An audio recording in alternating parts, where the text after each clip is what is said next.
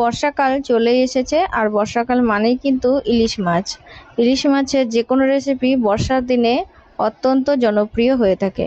আজকে আমি বানিয়েছিলাম ইলিশ মাছের মালাইকারি রেসিপিটি। প্রথমবারই বানিয়েছিলাম, খেতে দুর্দান্ত হয়েছিল, তাই ভাবলাম আজকে রেসিপিটি তোমাদের সাথে শেয়ার করে দিই।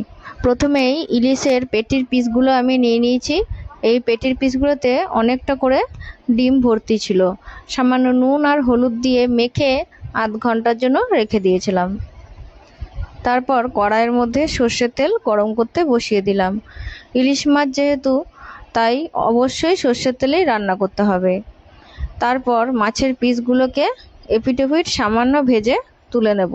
বেশি কড়া করে ভাজার কোনো দরকার নেই। ইলিশ মাছ এমনিতে কাঁচা অবস্থাতে রান্না করলে বেশি ভালো হয় খেতে, তবে এটা ডিম ভর্তি ছিল বলে আমি সামান্য একটু ভেজে নিয়েছিলাম।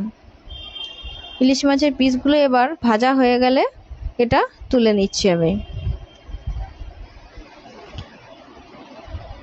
সব পিসগুলো তুলে নেওয়ার পর এবারে ওই তেলের মধ্যে সামান্য একটু জিরে, তেজপাতা আর শুকনো লঙ্কা ফোড়ন দিয়ে দিলাম। তারপরে একটা পেস্ট বানিয়ে নিয়েছিলাম। সামান্য পরিমাণে সর্ষে, পোস্ত আর কাঁচা লঙ্কা আর একটু জিরে ভালো করে পেস্ট করে নিয়েছিলাম। সেটা এবার ওই তেলের মধ্যে দিয়ে একটু কষিয়ে নিলাম। তারপর নারকেল, আমি একটা মালা নারকেল নিয়ে সেটার পেস্ট করে তারপর তার দুধটা আমি ছেঁকে এবারে ওই গ্রেভির মধ্যে দিয়ে দিলাম। বেশ কয়েকটা চেরা কাঁচা লঙ্কা এর মধ্যে দিয়ে দিলাম।